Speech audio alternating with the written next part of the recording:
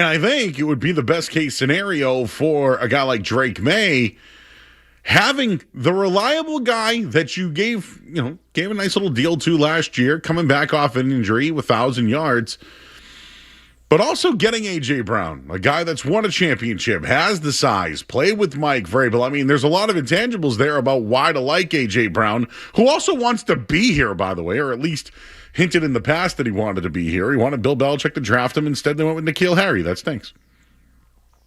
The Patriots like the idea of pairing Steph Diggs and A.J. Brown.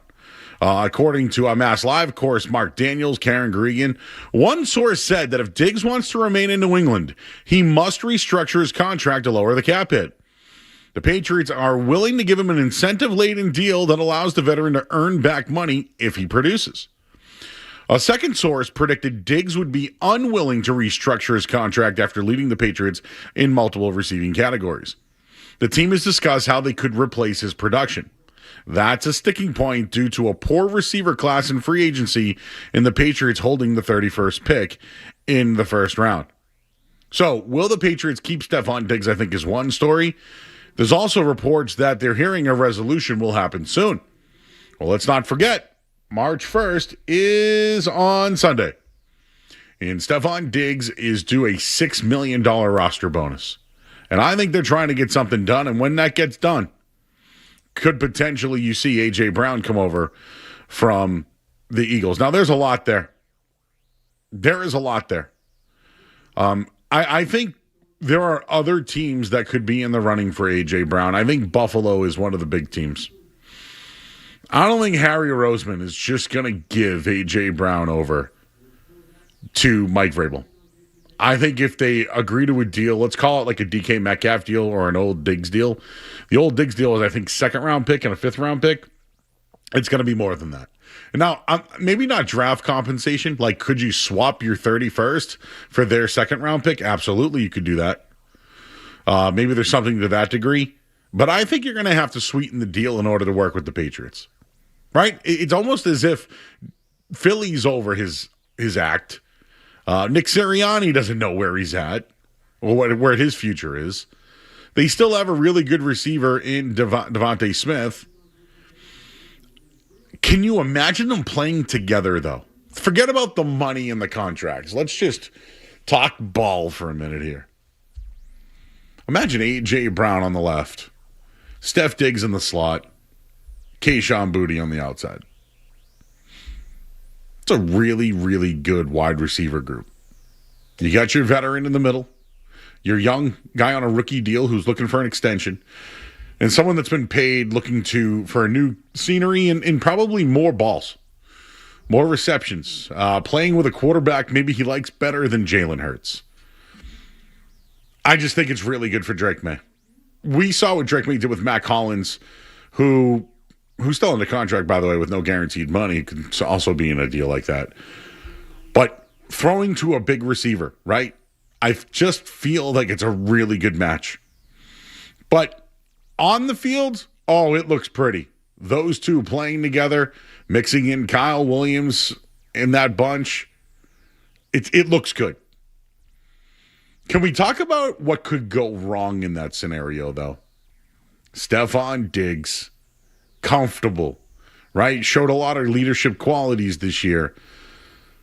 Did have a kind of a weak playoff, right? Kind of went, I don't want to say it was invincible, but I was expecting a little bit more, although he produced in the first game with a big touchdown, right? So the both of them on the field together, could it work? And I almost feel like it has to work for both of them. Like, this is A.J. Brown's opportunity to play with the guy who knows him and continue to be who he is. While Stephon Diggs was who he was here, but grew as just maybe in a leadership role. Feel like they both could get paid, be comfortably paid, but also be competitive and win. And, when you think about the Patriots historically, they never really go for a number one receiver. Randy Moss is the guy we think of. Now, although I think Wes Welker was a machine and should be a Hall of Famer, or anything that Julian Edelman was, they always went with another guy, like a Brandon Cooks, a Brandon LaFell. They always had that guy. Deion Branch was still like a 2, even though he wanted to get paid like a 1 and definitely produced like a 1 at times. Just imagine 2 of them, though, at once. I think it's really hard to imagine. But sounds like these two are linked this week in the Patriots. I don't know if it's you lose one, you get the other. I love the idea of both of them on the field together. I'm a little concerned of what it could look like off the field. What if both are unhappy? And A.J. Brown doesn't have his book. Stephon Diggs is doing things off the field. Could there be a problem in the locker room? I think there's more risk to that, but what's the best medicine when it comes to those things? It's winning. It's winning. For Steph Diggs, I think he felt it this year. A.J. Brown's been there before. He was a part of a championship team. But could he continue to not get the touches that he wants? And I just don't think it could happen here in New England with Drake May. I think Drake May will throw the ball to both receivers and keep them busy and feeding them. Something that A.J. Brown struggled with on a weekly basis. And did he really handle it well? Although he was winning, did he really handle it well? What could go wrong in New England, huh? Ooh, 2 big personalities on the field together. What they could do on the field is great. But what they could do to that locker room? Oh, boy. Also scary, which makes it so much more fascinating to continue to talk about the likelihood of both Stephon Diggs and A.J. Brown. I do want to just bring up a couple of other things regarding the Patriots as we got an hour tonight. But the Patriots are looking at pass rushers. They're looking for somebody on the edge. They might take a big swing in free agency. I'll give you a couple of those names that are coming up in a bit, but, I don't want to call the Patriots interest kings because that's all what the Red Sox always were. I think the Patriots are in on everybody. And just to give you a couple of names regarding pass rushers, Jalen Phillips, Trey Hendrickson. There are people who admire both of those guys inside Gillette Stadium on both players. I don't think they can get both. You can certainly sign Jalen Phillips. Trey Hendrickson, though, if I had to choose between the two, it's Jalen Phillips all day. But the Pats are in the mix for tight ends. They're in the mix for pass rushers and certainly looking to add at receiver. We'll leave it there at 617-779-0985. I did want to just look at what could make a trade happen. I know Stephen A. Smith has some thoughts on why A.J. Brown wants out. We'll let you hear that coming up on the other side. And what would it take? I want to just revisit some of these other trades that have happened. And also the Patriots want to add a tight end and linked to a certain name. I want to tell you who that is. We'll get into the Bruins stuff as well. And we got Joe Mazzulla. There's a nice little article on him today that I wanted to share as we take you up until Celtics and Brooklyn Nets tonight. I'm Joe Murray. You're listening to 98.5 The Sports Hub. More Joe Murray coming up on The Sports Hub.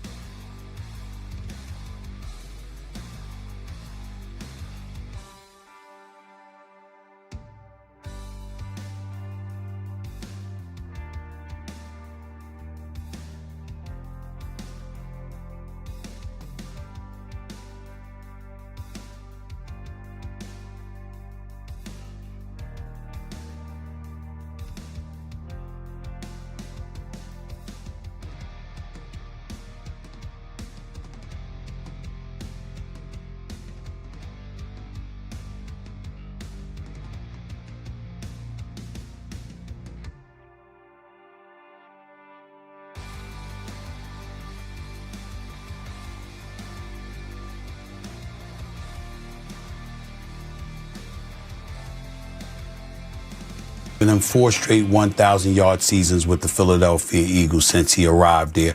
And he produced 2 seasons of 1,400-plus yards, which stands as the 2 highest in franchise history.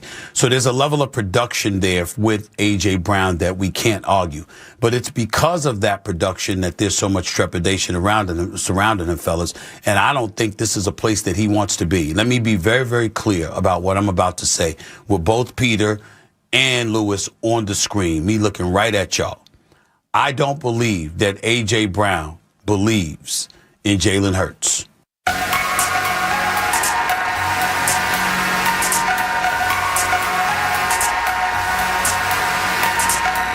All right, back here on 98.5 The Sports Hub, I'm Joe Murray. Ooh, that's a whopper. You know, I have to believe in Jalen Hurts because he's gone to 2 Super Bowls and won 1 and watched what he did at, in college and, being able to reinvent himself at Oklahoma and winning and all that. But the Eagles' struggles really are odd. Like, Nick Sirianni's definitely a part of it, don't get me wrong. And when you have that massive offensive line and a great running game, generally you lean on that, and I think that's what helped them win a championship, not to mention their pass rush that they had. Hurts is good. He's got the tush push down. He's mobile. He can make good throws. But there are times where he goes silent. There are times, I think there was a stat at the end of the year where he didn't throw a touchdown for multiple weeks. So I wouldn't be surprised if A.J. Brown does feel that way about him. Which is why, yeah, although Mike Vrabel's the draw for A.J. Brown, Drake May is too. He absolutely is too. I wanted to read just some things coming up from Jeff McClain. He's out in Philly that I wanted to get to, but I see our friends on YouTube, and they're wondering why I've moved chairs. I have moved chairs tonight. I apologize. No, Felger logged out of the computer. I don't think Street Team Joe's going to get under there. I'm not going down there. Skaz ain't going down there. So I've moved over. Yes, I am behind the great 98.5 The Sports Hub sign. I'm in the Maz chair right now. Or would this be the Zoe chair? No, actually, I think Zoe sits in that one right there.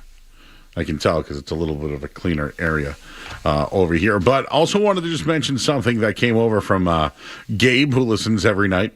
AJ played opposite Devontae Smith in Philly, so across from Diggs. Wouldn't be that crazy. Don't forget Puka and Adams, etc. Guys, on the field, it's fascinating what they could do together. Off the field, what kind of damage could they do together too? That's right there. Because it almost couldn't happen in Philly. They were too good. They were off a Super Bowl win. I never really thought of A.J. Brown as a problem until when he was reading the book on the sideline, I thought it was a joke. Right? Remember LeBron used to read the book? Did they ever finish that book, by the way, LeBron? I don't know. It's just, to me, was just odd. But he wasn't getting the ball enough. And when they did throw to him, it was off balance and low at times. So I do agree with that. So Jeff McClain is out of Philly.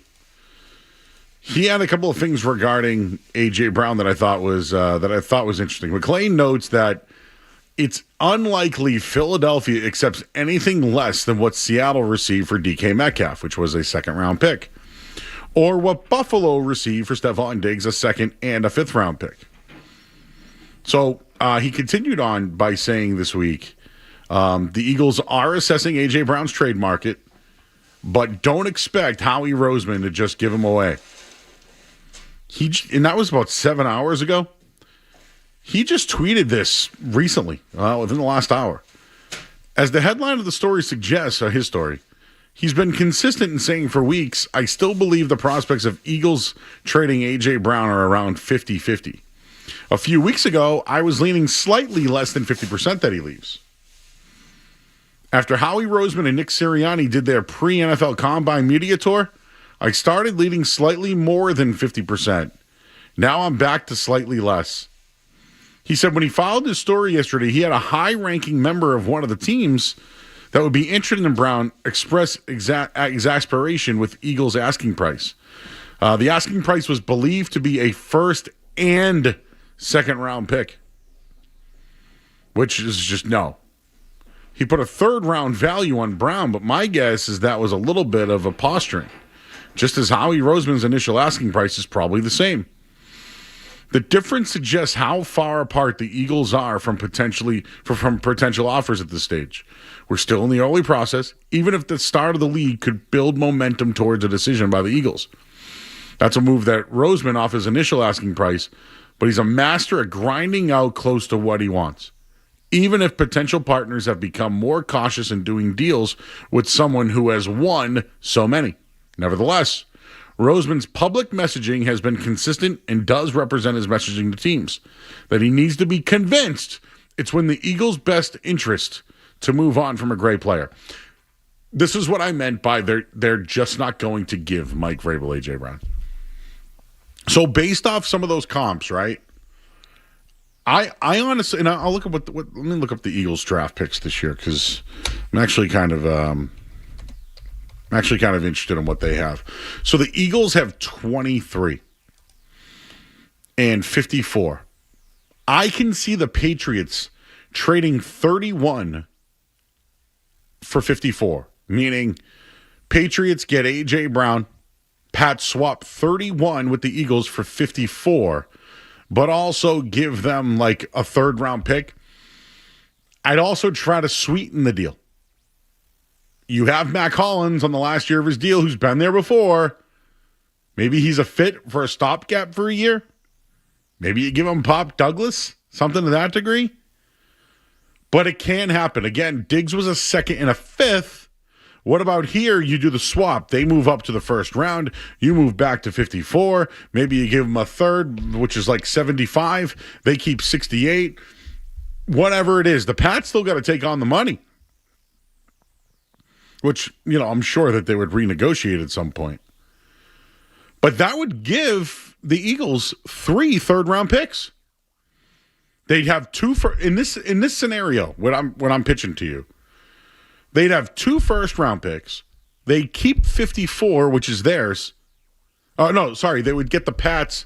So they would get 2 first-round picks. They would get 68, which they have. They would take the Patriots 75 and then 98. So they'd have 2 first-round picks and 3 third-round picks for A.J. Brown. It's interesting. I think it's something they got to look at. But I think they do need to throw a sweetener in there for sure. Absolutely need to throw a sweetener in there. What else did I see regarding this? I'm fascinated by it. If the Eagles trade Brown, right, who do they have outside of Smith? So I feel like they do need to kind of replace that. Maybe there's somebody in free agency. Again, maybe Mac Hollins is a guy that's a stopgap for a year if they wanted to do that. One other name I saw linked to the Patriots today, which locals I think would like. The Patriots would like to add a tight end. Mike Vrabel talked about that the other day. He said it was a deep free agent draft class. Deep draft class, and he wanted to take a good look at them, whether it was in the first round all the way to the 5th round. Today, Chad Graff reports the Patriots would be interested in Isaiah Likely, but at the right price. Hey, I'm interested in a lot of things, too, at the right price. I want to buy this Jason Tatum card that someone's trying to sell me right now, but it's got to be at the right price, right? Pat's showing interest in a lot of people. Clearly, they want to build their team, rebuild it. They're continuing to rebuild. Mike Vrabel talked about the last year's draft class was a foundation, was a foundational piece to their roster. I still think that there are some holes there, but one thing is clear. I think they're looking to improve their wide receiving group and their tight end group and pass catchers.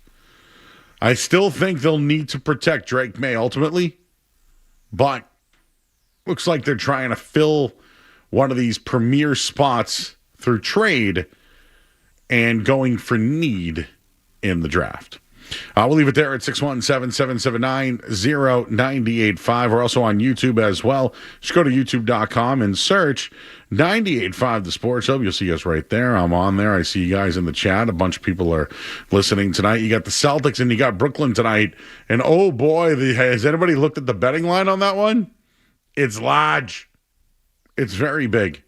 And they return home tonight Who's going to the game tonight? Feel free to call in on the green and your thoughts. And when's this Jason Tatum return happening?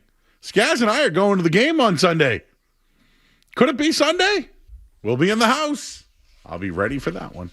We'll take a quick break. I'm Joe Murray. We'll hit the headline here. We'll get into the green. We'll get some Red Sox and Bruins stuff as well. You're listening to 98.5 The Sports Hub. Sports Hub headline.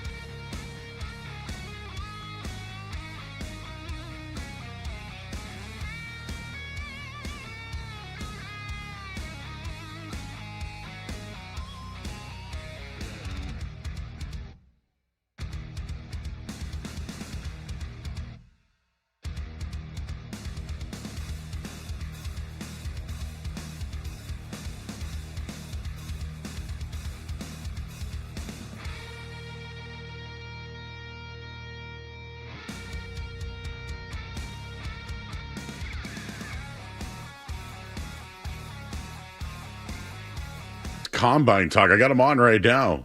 Just watching guys run left to right. Wonder if Street Team Joe's a combine guy. No. I mean, he's here tonight helping us out. Skaz is here as well. Skaz is the one who threw this story at me from Hoops Hype and agent Bernie Lee, who I'm not familiar with. I knew a Bernard Lee, poker guy. Shout out him. I worked for years ago at 1510. This is Jimmy Butler's agent, Bernie Lee. All right, cool. I know another Bernie Lee. He's got a couple, other guys, but that's his biggest. He actually mentioned him in the article at one point. Precious Achua might be his second biggest, but yeah, that's certainly his biggest client. Well, he started the article with 3 things that bother him, and one of them's tanking. And he goes, let me give you a real-time example of tanking, or, an example of teams that didn't. The Boston Celtics. There isn't a person among us who didn't watch them lose early in the playoffs than expected last year, see their best player go down to a catastrophic injury, who didn't expect them to purposely take a step back. Also, working against them along with those 2 things was the implementation of the hard cap world we now live in the NBA, which made all the contracts they had recently signed under the old system unsustainable, to that extent that the owners of the team sold the franchise. Leading into the draft and free agency, we began to see them make cost-cutting moves to lower their team's salary and seemingly accept their fate. This was considered a reset year for the Celtics.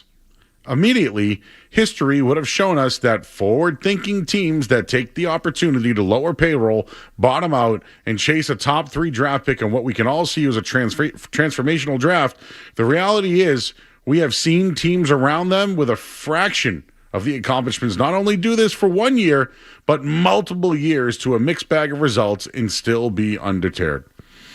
I, like everyone else, assumed they would do the same thing, meaning the Celtics. When free agency began, they requested a meeting with a client I had at the time who had underperformed for years.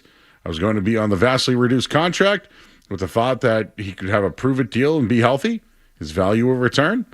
I looked at it as a great opportunity for both sides, but I also had my eyes open and expected in the meeting to be told of a different directive than competing for a championship. That was until the meeting began, 6:01 July 1st. I've done this agent thing for over 20 years, Lee said, and I have participated in countless free agent meetings for players of all levels. And I can honestly tell you, I have never in my career been more impressed with a coach than I was with Joe Mazzulla. Before I read into this, that's high praise. That's coming from an agent. Yes, an agent of, a current player who's had a pretty big rivalry throughout his career against the Celtics. I think this is, we talk about green goo and Celtics porn. This article is certainly that, but I think it's also, a real look into the organization and why the Celtics are the way that they are, why they don't tank, why, Joe Mazzulla and Brad Stevens have built a culture there that refuses to tank. And I do think it starts with Brad and Joe, and, Mazzulla has taken the reins. I think a lot of people, and a lot of it rightfully so, were skeptical of Mazzulla, especially heading into this season with no Tatum, no Porzingis, no Holiday, no Horford. And it was kind of, we're going to learn about Jaylen Brown and Joe Mazzulla this year. And I think Jaylen Brown's shown us a lot, all-star type year he's having, but I think Joe Mazzulla has shown people more in terms of his basketball acumen and what he's got these guys to buy into on a nightly basis. He goes on to say, to add to that, Skaz, up until this point in time, I had only met him in passing and never had something of substance to work with him on. So I didn't know him much. In the NBA, we do this thing where we exist in each other's orbits, and everyone kind of knows everyone else, but you don't ever truly know someone until you have to work with them on something. For 20 minutes, I was lucky enough, along with my client, to listen to Joe speak, and I quickly realized that he was a human being who creates his own reality. If I or anyone else thought for a second that he was a person who didn't look at what the Celtics were facing this year as an opportunity versus an impossibility, then it probably explained why I watch for a living, and he's the man in the arena. By the end, I could tell, 1, the amount of alignment and respect from Brad Stevens to his coaches was unparalleled. And 2, if anyone asked Joe to do anything other than compete like the world was about to end, they would probably only get the chance to ask him once. Went on to say, fast forward to 58 games, and not shocking to me, Joe was right. if I'm lucky enough to do this another 20 plus years, I highly doubt I'll ever see another midstream pivot with this amount of success. And most importantly, a group that was built through adversity versus giving into it. And that to me is the principle that all this has to be built on. Period. End of sentence. This is all about him tanking, him being out on tanking and meeting Joe Mazzulla and having a client there and thinking not for 1 second that he would tank and that he would do nothing to let his team tank. I just thought that was very fascinating. Anything else here, Skaz? Because I know I've read a lot about this story out loud. Yeah, I mean, I think there's a couple, takeaways from me, and it's just the Celtics are a premier, blue chip organization, and I think that gets, lost sometimes and gets glossed over. But in that league, to not tank and to have a season like this is kind of rare, and I think that's more of an indictment on the entire league than it is praise of the Celtics. Unfortunately, because of what the NBA has become in tanking, but I do think it's crazy to say they deserve credit for not tanking or not just laying an egg this year, but I don't think it's so much about that. It's the way they've done it. They've done it with their guys like Neemias Queta, Sam Hauser, Peyton Pritchard, guys that they've developed, guys that you don't see in the NBA. There's not a lot of developmental talent in that league. It's not a developmental league. It's a be ready or get lost kind of league. And the Celtics have kind of flipped that a little bit on its side, where they develop talent in a league that really struggles to do it. And now you see a year where their salary isn't quite where it should be as the Boston Celtics, but their compete and where they are in the standings is still pretty much neck and neck with where they have been the last couple of years. And they do deserve a ton of credit to that. And just one thing he talks about in the article that's not really Celtics related that I thought was very interesting was in terms to tanking. His fix for tanking, Joe, I don't know if you saw this, but his fix for tanking is 30 teams in the league, 30 ping pong balls go into the hopper. Draft order is set by random selection 1 through 30. Every team has a ping pong ball in the thing, just 1 through 30, random draft selection. If you get a top 3 pick, you cannot get another top 3 pick for the next 3 seasons. So after the first 3 picks are made, the first 3 picks from last year go into the hopper, and then, those teams go through the rest of the draft 4 through 30. I don't love it, but I'm open to whatever at this point. Random 1 through 30, sure, why not? Sign me up. In. Well, until OKC gets Debonsa or Cam Boozer. Yeah. Not to make this about cards, but when you do breaks with cards, they put all the 30 teams in, right? Well, they just you put your money in, and then they just random the team, and that's the one you get. I don't know if I love that when it comes to the draft, but how about when it comes to those lottery teams, you random them, right? If you're a top 8, you just randomize the top 8.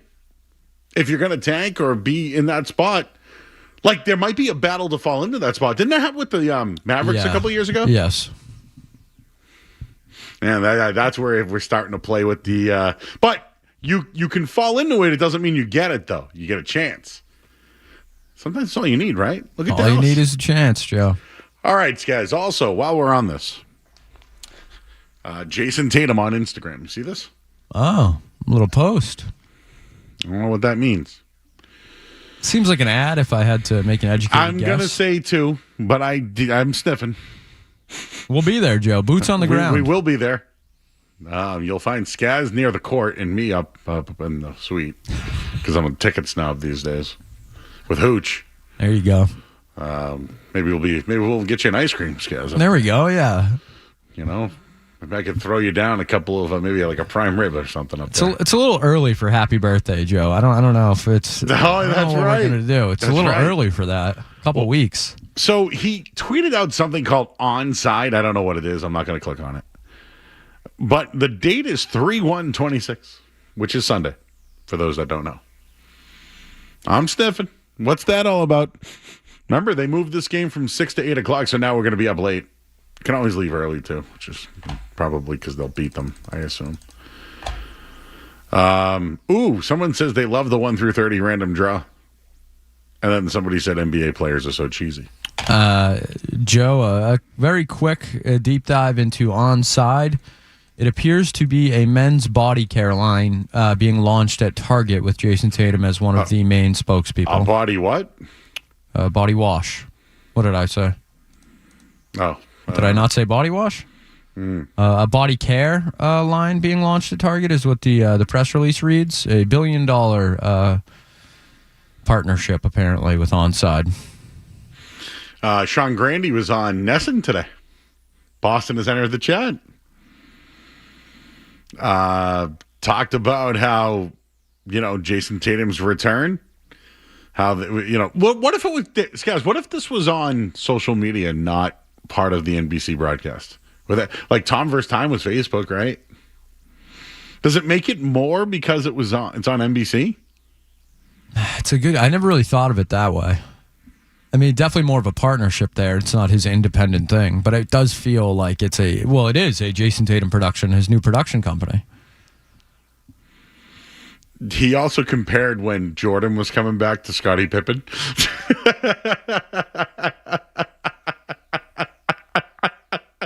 Sorry, right? I mean, I guess who else can we compare Tatum and Brown to, Scaz? Pippen and Jordan, right? I think he was saying how I think when it was returns of him returning, it was Pippen pointing to the jump man, something to that degree. So maybe Jalen's, in the same camp to that degree. But anyways, Sean Grandy on today. Nesson, Boston's entered the chat. You guys should watch the show. It's really good. I think you'd really like it. You'd like some of the guys on it. Me. All right, we'll take a quick break, guys. Hey, the Bruins won last night, too. We'll get your recap on that. And, tonight's game has some betting implications. Big ones. We'll tell you what those are coming up next. I'm Joe Murray, 98.5 The Sports Hub. You're listening to Joe. You're listening to Joe.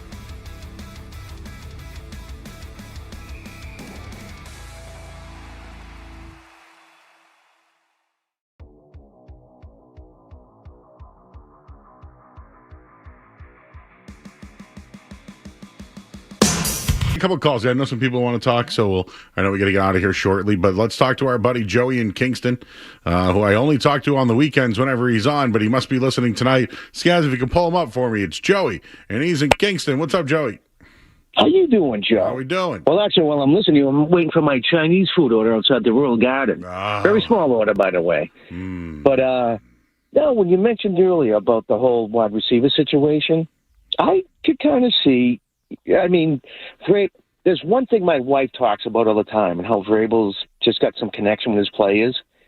Kind of seems like Vrabel's got a connection with A.J. Brown. Speaks very highly of him and his family. And I'm sure he's going to, I mean, if Diggs and A.J. Brown could play together, I'm sure Diggs. Vrabel would figure that out. I wouldn't mind that combo. I could see that working out very well. It'd be so well. Just what could go wrong, right? I feel like it could go wrong too. But Joe, I think Vrabel could figure that out or could see that ahead of time. I mean, look at Randy Moss years ago. Problem player. Got one good year. Was kind of at the end of his career, kind of hurting. And he came here and he played very well for Brady. And then he was a problem, and then they had to ship him out. Well, 2 years. Yeah. So maybe we could use it for 2 years before we have the problem. Okay. I'm just saying. And then Kyle Williams will be the guy. I know. Yeah. But anyways, good to talk to you, What'd brother. You get tonight, noodles or rice? Very small order for me in the way tonight. It's just, I love rice. The pork and rice and the chicken and broccoli. Very small order tonight. Thanks, Joey. That's the spot, though. Appreciate All right, you, man. brother. Enjoy, buddy. Appreciate you, brother. Yep, bye-bye. You too. All right, guys, can you pot up Andrew in Providence? He has an important question for us. Hey, Andrew. Joe, I can't imagine it's all that important, but nice to talk to you, buddy. You too. Well, I'm making it up as I go along, but I want to say this. If you look at the Pats and what they did and against all odds, and then you look at the Bruins, how do you equate those two things? You think it would be like much the same if they were to get into it? I don't think. Last night I compared the Celtics and the Bruins. I think it's more surprising what the Bruins are doing than the Celtics. So Pat. No, I know, but if I look at the three of them, I'm probably more impressed with what the Pats did. You're right. Oh yeah. But what I'm saying is, like, if the Bruins get there, would you expect like it to peter out if they made it all the way? Like they don't have what it takes. They would lose to a better team, probably. Yeah, that's how it goes, man. And then one other thing, Joe. Yeah. Last time we chatted, it was the steak and cheese Pringles. Mm-hmm. Yeah, you put the Pringles on a steak and cheese. Yeah, we don't do that in a can. And I got blown up and I got sent off. No, you know why? My bad. You know why? It's because I didn't realize that you gotta be a little more. Well, not even that. People poop in the Pringles cans and then throw them at you. Yeah. So that's why we brought it up. But you had no clue about it. My point is, I don't think you or I could possibly pull that off. There is no the way. Overflow that you got to have like a 6-time Pringle can. Andrew, I have to drink Pringles because my hand doesn't fit inside the can. Exactly. All right, buddy. Appreciate you, man.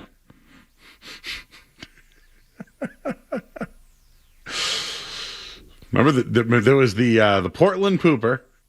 There was the Natick pooper. The Pringle pooper. The Pringle pooper, that's right.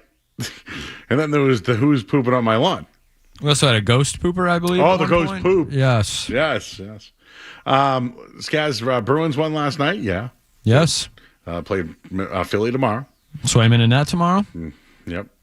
And the Red Sox. So one thing, Brian Bayo's struggling, just to throw it out there, everybody. But struggling. But just to throw it, did you see Ceddanne Raffaella and Roman Anthony run into each other? I was worried for the health of not only Roman Anthony and Ceddanne Raffaella, but also one Tyler Milliken today when I saw that.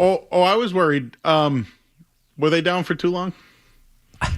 Ness and Joe, I can't believe you would even ask such a question. Well, I don't think so. Okay, well, of course. I'm worried about them. They were down a little long, I would say. Okay. A little long. See, I would defend it because when you're down like that, like you always taught me, Skaz, when you get hurt, You let the ambulance take you away. That I am a big believer in that. Hey, any injury of any sort where you're not getting back in the game, you got to make them drag you out of there for or the like optics. if you, I don't know, if you slip on the sidewalk outside the mall. Oh yeah. Oh, you come and get me, baby. Lawsuit. You got to ham that thing up. Final thing before we go. Anybody see the betting line tonight? The Celtics are currently 17.5-point favorites with an over-under of